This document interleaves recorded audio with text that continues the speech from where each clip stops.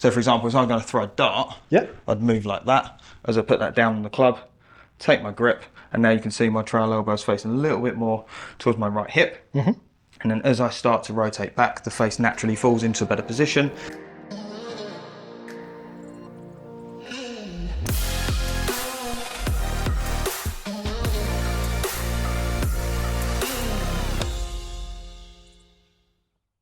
All right, Jay, so what we're looking at here is we're looking at a gentleman who gave a recent online lesson to, and he was struggling with low hooks, you said? Yep, low left ones. Low left ones, right? And we know that the ball is influenced greatly by what the club face is doing.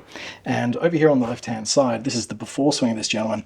We can really see that the club face is pointing in this downward direction, considerably more than even we've got some old footage of Tiger over here, how it's let's say pointing a little bit more horizontal with the ground. Essentially, if you look at the toe of the golf club, the toe of this gentleman's golf club is facing way too more out towards the face-on position rather than more up towards the sky. Now, it's within reason. It's not rotating and pancaking open, but essentially we can see a big visual difference between the two that we've got here on the left and the right. Now, from this, extending over on the left-hand side, as this player goes up, you can see that the shaft plane is quite steep, right? Yep. Then as the player on the right-hand side, Tiger, gets it back, the angle of the shaft tends to be a little bit flatter, and then this translates all the way to the top of the swing, in which we then want to talk about the angle of the shaft there at the top of the swing.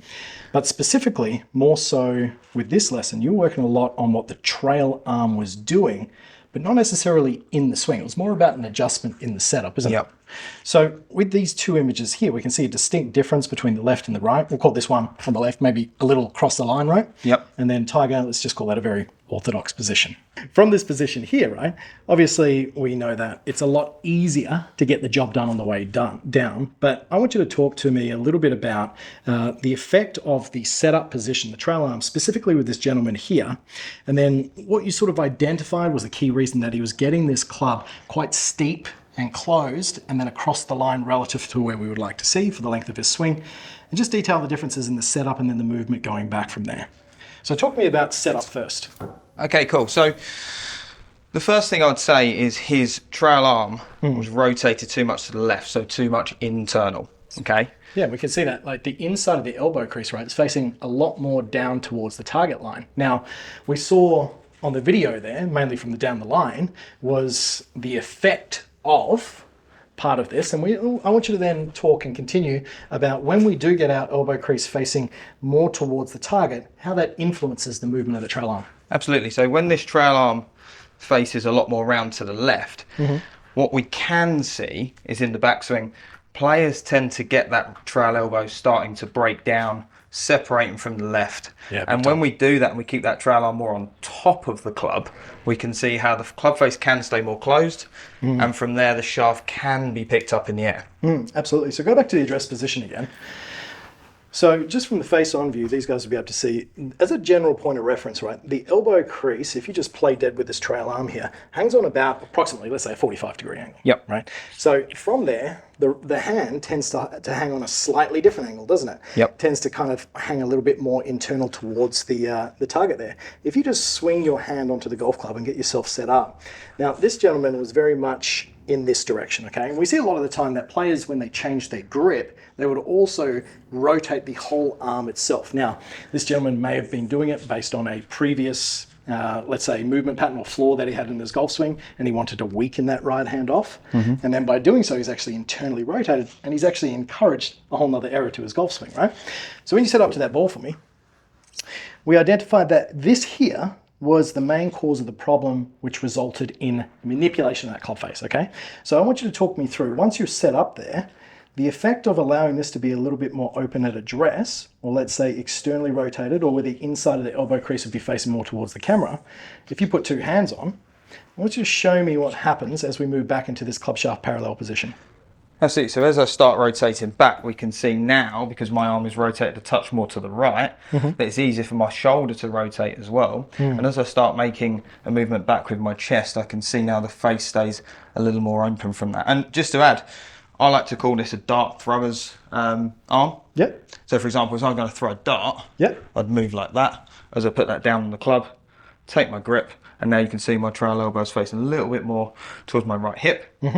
And then as I start to rotate back, the face naturally falls into a better position and the arm is able to fall into a better position at the top. Yeah, perfect. So using this sort of takeaway reference with this gentleman, we can see that the club face itself had rotated a little bit more open by this stage.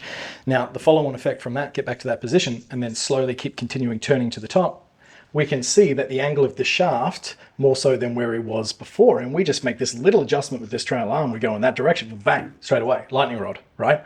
As you then continue to turn, we can see it gets across the line, and that was causing a lot of issues for this gentleman. But where you had him, if you go back to the club shaft parallel position, perfect, and then you were getting him to feel almost he was like maintaining this, right? So then as you continue to then swing slowly to the top and keep pivoting, without this trail elbow doing this lawn mowing action, which was really manipulating the face, now all of a sudden, for him, he called this that it was on plane. He felt like, oh, that's a more aesthetic golf swing that he sees with his favorite player.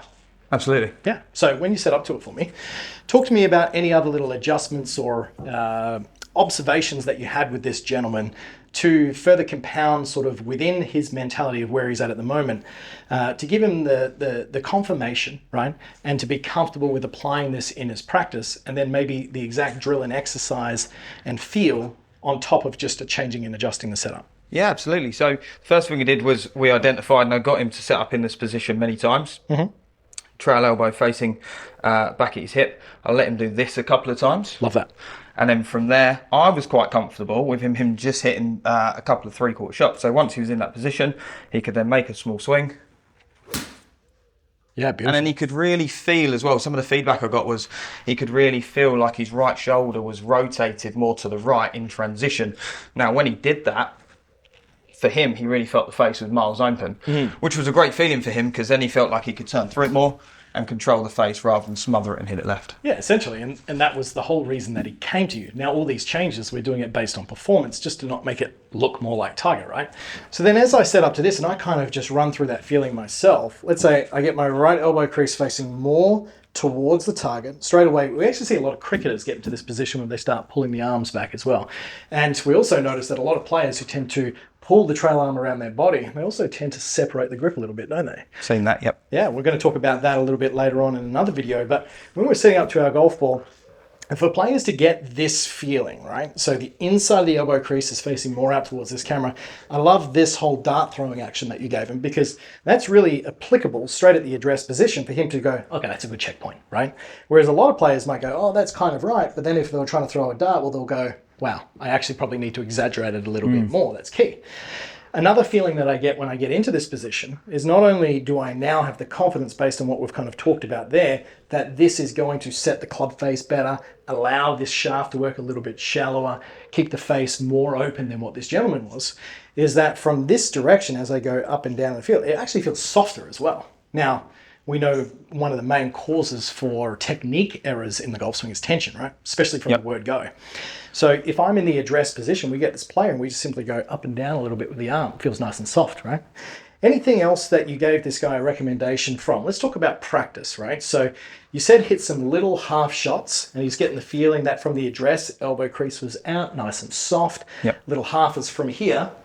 How did you then put that together in a drill or exercise that he took away and he worked on? Right, well, let me show you what I asked him to do. Okay. Some of the formatting that I like when I work with players is I'm quite into freezer drills, and this is completely not outcome related. I'm not really fussed about what the ball does. Perfect. So once we got into this position here, I would get him to go back into position, checkpoint it, check he's happy with it, head back down, and then just build some momentum and pitch one away. Once he's done 3 or 4 of those, I would then want him to work into 20% speed, so we have a continuous motion for him to feel. Great. Okay, so now he'd be doing exactly the same checkpoints at address, working back slowly, making sure he almost can't get it wrong, building up nicely. Nice. And then the third and final stage, as I call it, will then be trying to put that into some form of full speed. Wonderful. Beautiful.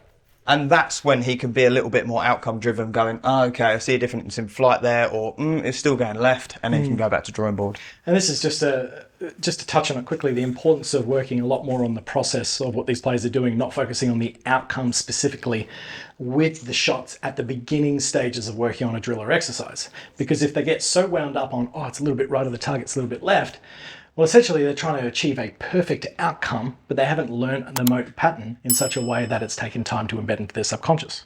And some of the things I see from that as well is once a player starts to fall into that trap, they then start going, oh, that went a little bit right, let me try this, let me try that, and then all of a sudden they forget exactly what they were starting on. Yeah, mate. So how many reps of each of those stages did you get them to do?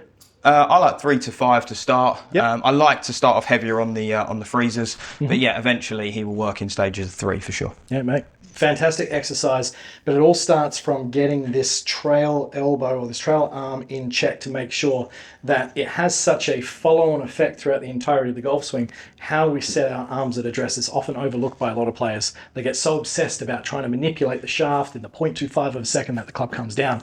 But sometimes just assessing where this player was setting up, you told him to video his golf swing regularly to make sure the feel was matching up with the reel. That's great coaching. Good stuff.